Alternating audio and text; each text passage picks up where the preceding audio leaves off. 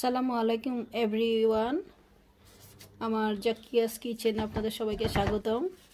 আমি আজকে সবাই আমরা মুরগি আসলে কাটতে পারি, তারপরে আমি চিন্তা করলাম অনেকেই আছে নতুন সংসার করতেছে, তারপরে মুরগি কাটা এখনও ভালো করে পারে না, তো আমি ভাবছি আমি কীভাবে কাটি তা শেয়ার করি।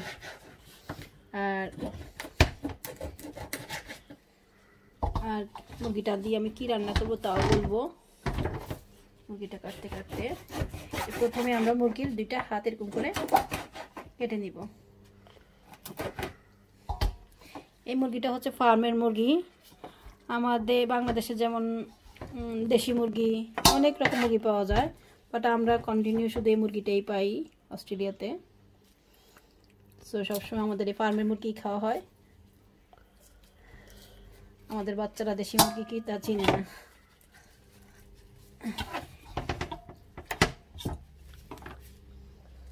হাতগুলো আমি ইয়া করে ফেললাম মুরগির ডানাগুলো। এখন আমি পাটা করবো। এই যে একটু স্কিনটা সরানোর পরে দেখা যাচ্ছে ডানটার জয়েন্টটা কোথায়।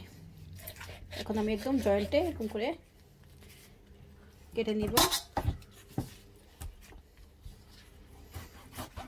এই যে আমরা কিন্তু বুঝতে পারি কোন জায়গাটা জয়েন্টের মধ্যে কাটলে কাটাটা খুব ইজি হয়ে যায়। তো সাধারণত আমরা বাঙালিরা, মুসলমানরা এই মাংসটা আমরা মুরগির খাই না, সো এটা আমি ফেলে দেব। আমি সিঙ্কে ফেলাচ্ছি, পরে ক্লিন করব। সো আপনারা যদি রাখেন অনেক বড় পিসও রাখতে পারেন, বাট আমি জাস্ট এটাকে ছোট ছোট পিস করে নিব, কারণ আমি এগুলো দিয়ে কারি করব। কিছু দিয়ে আমি কারি করব, আর বুকের মাংসটা দিয়ে আমি চিকেন ভিন্ডালু করব, আর অন্যান্য পিসগুলো দিয়ে আমি মুরগির ঝাল কারি করব।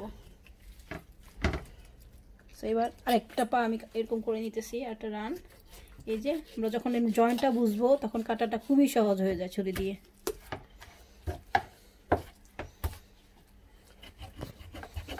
এই যে আমার একটা জয়েন্টে পড়ে নাই, অনেকটা কষ্ট হইতেছে। এই যে জয়েন্ট এটা পড়ে নাই, যখন জয়েন্টে পড়বে, এই যে এটা জয়েন্টে পড়ে নাই, জয়েন্টে যখন পড়বে তখন এই যে এই জায়গাটা হচ্ছে জয়েন্ট, তাহলে তখন এই যে কাটাটা ইজি হয়ে যায়।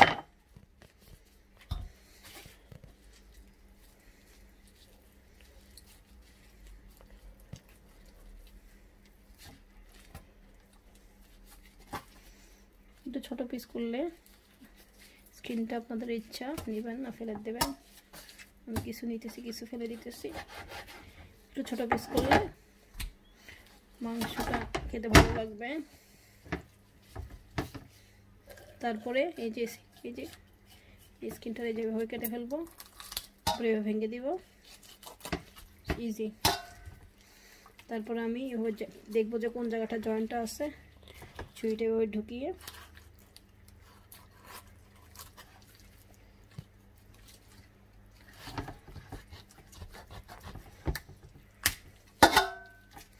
আপনারা সাবধানে করবেন, যেভাবে ধরতে সেফ ফিল করেন, রিস্ক নিয়ে করবেন না, হাত কাটবেন না।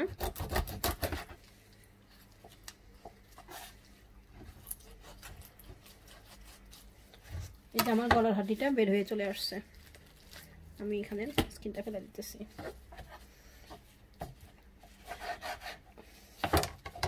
এখন এটাকে আমি এরকম দুইটা টুকরো করে দিব।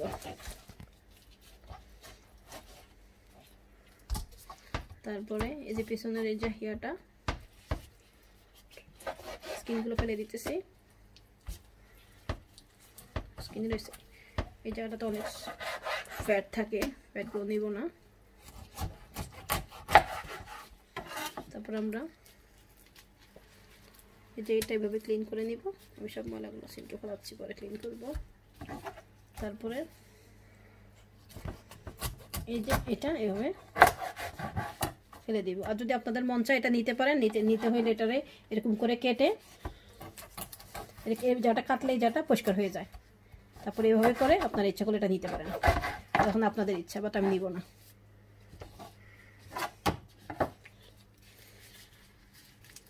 যে ভিতরে এগুলো ফেলে দিবেন। তারপরে আমরা আসবো হাট বের হয়ে আসে, আমি হাটটাকে ফেলে দিতেছি। তারপর আমরা সাধারণত বুকের একটা ছোট্ট একটা গোল মাংসপিণ্ড থাকে, ওইটা আমরা ফেলে দিই। আমি আমার মাকে দেখছি ফেলে দিতে, তো আমিও আমার মা যা করছে যেভাবে মুরগি কাটতো ওইটাই আমি ফলো করি।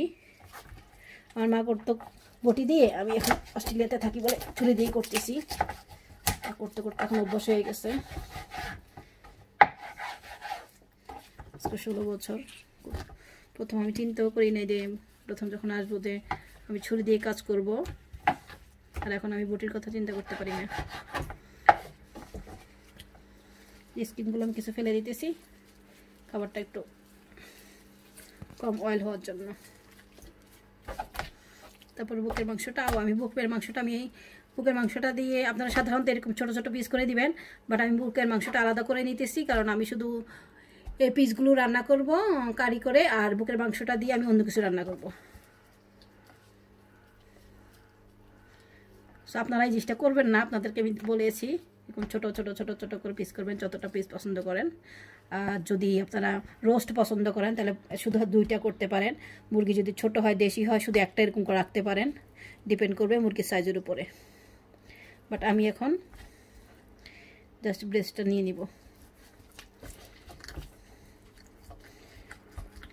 আমি আসলে মুরগির ব্রেস্টের জন্য 2টা মুরগি কিনে এনেছি। এখন ব্রেস্টটা দিয়ে একটা জিনিস রান্না করব, আর সাথে মুরগি মাংসটা তো আর ফালানো যায় না, ওই জন্য ভাবছি এটা দিয়েও কারি করি। এই যে ব্রেস্টের জন্য এই মুরগিটা কিনেছি। এখন আমি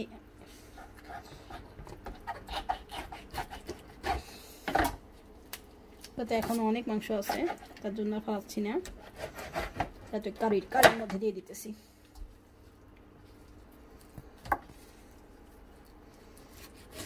এই যে আপনাদেরকে বলছি জয়েন্ট যদি আপনারা খুঁজে পান ইজি হয়ে যায় মুরগি কাটা।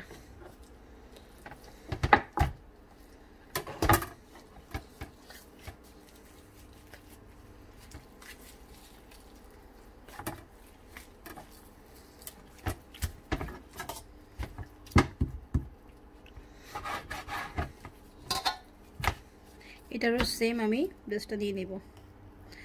আপনারা যারা মুরগির বেস্ট মানে ফিলেট চান, ব্রেস্ট ফিলেট চান, ওরা কিন্তু এইভাবে মুরগি ব্রেস্ট ফিলেট সুন্দর নিজে ঘরে করে নিতে পারবেন, আর কেনার দরকার হবে না।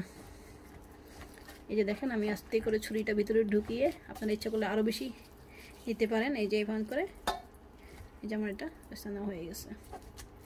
ইচ্ছা করলে আরও বেশি নেওয়া যায়, আমি ইচ্ছা করে নিতেছি না।